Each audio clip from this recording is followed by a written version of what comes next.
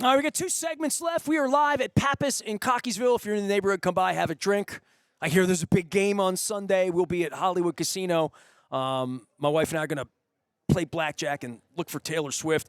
It's been an amazing week. I don't want to belabor the point and do all my plugs. I'll do that stuff later. I have the folks from Andrew's Laughing Gas here, Colleen and Paul Mercier, not Mercier. You're not French, maybe. I looked at it and thought maybe they're from Quebec or Lyon. I'm not sure. Welcome, welcome, welcome. You have pink unicorns, and you don't get asked to do this much, apparently, right? Who set you up on this blind date? One of our good neighbors, Sarah Barber, set us up on this blind date, as you say. One of our very active members of our team. Well, you got a story to tell, so let's tell your story, and then we're going to talk about ways to help out. And I've had a lot of incredibly uplifting, interesting stories this week. I'm going to let you paint your tale. I know you got a tough one to tell.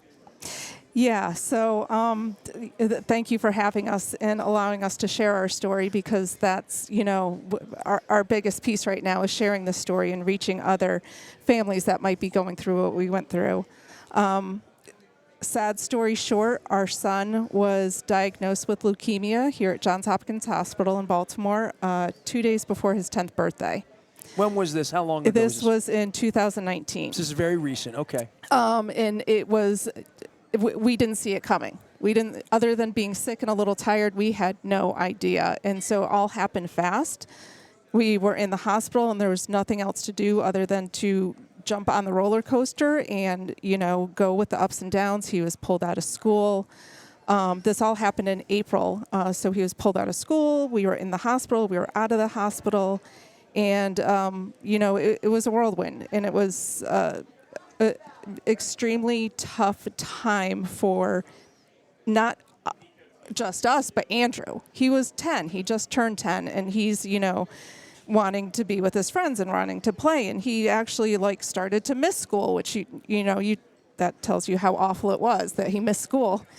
But one of the things that he received in the hospital was, he received a lot of gifts, a lot of shirts, a lot of well wishes, but he received from one of the staff members a farting unicorn. Is that a farting unicorn? So, not just a farting unicorn, but it was controlled by a remote control, and the one he received was about 3 feet tall. So it was a huge farting unicorn, and this kid had seen some dark times, but this brought him joy, so much joy. And he was gifted this unicorn by a staff member who thought, I know just who to give this to. I know who this is going to bring joy to. And the beauty was, because it's run by a remote control, that he could hide it in his bed under the covers and prank unsuspecting nurses, doctors, staff. And so we can demo it here. Well, I'm going to need a microphone. Here, let me put it up to my face.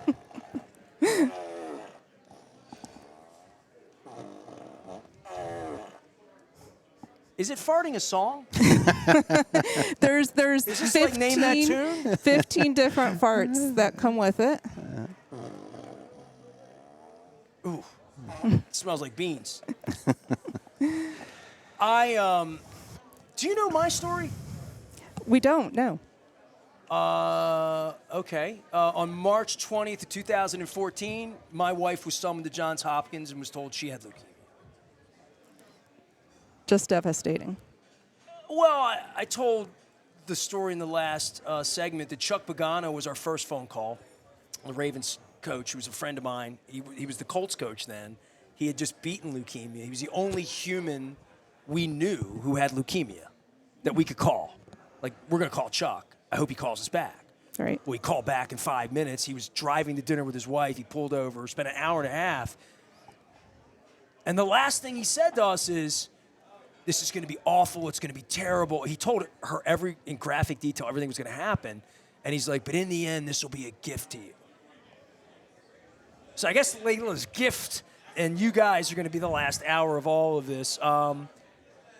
Bring us full circle on your boy and the full story of everything that happened in the end there at the hospital, because the thing that would kill my wife, and you know the hospital, she's in the Kimmel up on the corner where I looked at a Pappas for about a year and a half up in the corner. She knew where the good rooms were. She knew where the good ventilation was. She spent 155 nights there. So she was in and out plenty. She had 2 transplants. She was fixed, and then a year later it came back. So we knew our way back there. She almost died the second time. Just comas, all sorts of weird, awful stuff. She's alive. She's great. She's going to meet me for dinner tonight. But we would, on her good days, there weren't many, but she had some good days. She would take her pole and her port, and we would take the elevator from 5 down to the cafeteria. And we would take the long hallway, and we'd see kids there. Oh, she couldn't go down. She was like, I can't go down there. I can't. I go anywhere in the hospital, but I can't be where there's kids. It was hard. It was hard. We were on the 11th floor. Me. I know the Popeyes you talk about. We know. I've never been on your floor because, I couldn't do it. It's tough. It's tough. But yeah, I'm not good at this. I mean, next Saturday, I've been roped into being the MC for an LLS event. I told him I'm not going to make it. I'm just not going to make it. It's not going to go. And then I hear stories like, Andrew. And so, Paul, pick up the story here from Colleen. Yeah, so not long before Andrew passed, so he passed just before Christmas in 2019, so he had about an 8-month battle.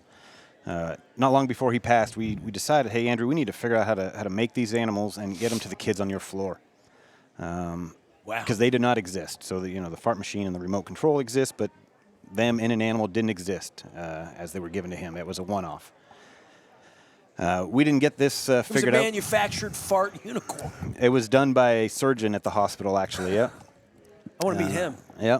So fast forward about a month after he passed, we kind of start cracking the code on how to do this.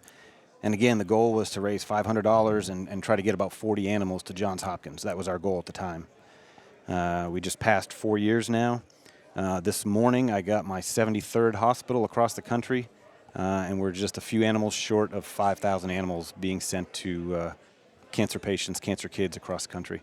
All kids, all across the country. Coast to coast, yep. Wow. And so since then, we've expanded the nonprofit. We fill up the crafts and game rooms of hospitals of cancer floors, so we are sending games and toys and books. One of the things that we noticed when Andrew was there, walking around the hospital in the socks, they give you those non-skid socks. Well, they appear to be one size fits nobody. Oh, so I know all about those things, man. So I know the smell. My wife can't deal with the smell of the soap.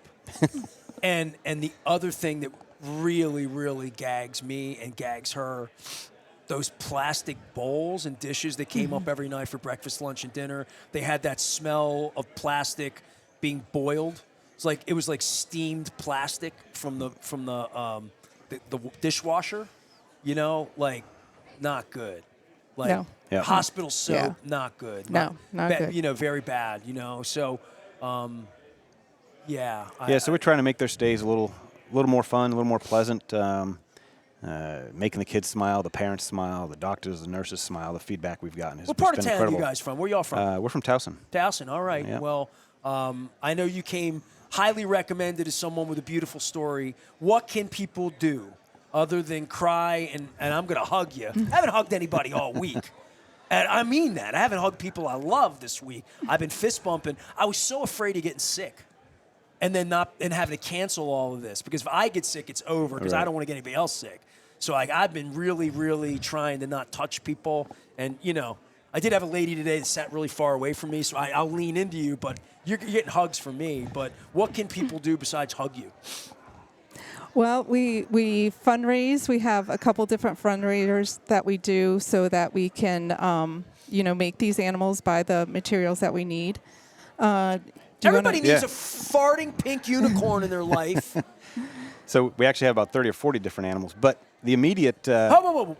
We have other animals that fart? Oh, yeah. We've got about 40 different dogs, cows. Now, they're not real animals like unicorns, right? No, thank goodness, no. Yeah, farting kitty cats? We do. We do. Owls, My cats. kitty cat doesn't fart. Yeah, there you go. She's an We have angel. a gray cat, white cat. Yeah. But if people want to help us out, actually next weekend we have at the Recker Theater in Towson, Shout out to Brian. Thank you. Oh, We're, yep. we're hosting live Music for Laughs. This is our second annual live Music for Laugh benefit concert. Who's playing? So we've got all three local bands. So Captain Hustle, local band. The Squeegees, who is actually comprises one of the band members, was Andrew's oncologist. So that's pretty special to us. He's also in a band. He's yeah. also up. And then sort of the headliner is High and Tight. They play all over the area here, and they are just What absolutely kind of incredible. music we playing here? What kind All covers. Covers. I All live near the covers. Wrecker, so Yeah. like it's not like far from me. Right. You So know. Saturday night, if they go to the What night is it? Saturday the 17th. Wrecker. You don't have anything to do that night, any of you. Come on now. Yep. Come on out and support it. How much tickets and all that? Give us a lowdown. $25 for tickets. They should be available at the door if they don't sell out ahead of time. Otherwise, you can go to the Wrecker MD. Can you buy farting unicorns there or anything like that? Or No, They can only be gifted. They're only gifted. We All sell right. them once a year around Thanksgiving, but we reserve those for the kids going through the toughest part of their lives. Well, but what I'm saying is, could I buy one to gift it? That you know, but Yep. I wouldn't do that. I would call you and you would gift it. Yeah. Yes. So through our Yep. webpage, andrewslaughinggas.org. So if you want there's to a give donate. one of these to a sick kid, you go to you, Yep. you make a donation, and boom, you make this happen for the Exactly. kid. Yep. Absolutely. Yep. That's how we make it Yeah, happen. purple unicorns or no? Orange? We do have purple. Forget We do have purple. purple. Orange is the new purple. Right? I mean, Yeah, you there guys you Baltimore go. people. That's right. You know, the Orioles are under new management, you know. The new and improved Orioles. Well, I'm going to hug you, and I'm going to say, all of you, incredible courage. Thank you. Thank you. Thanks for having us, Nestor. I can get sick now. We'll step out, take a break. I'll compose myself. Back for more right after this.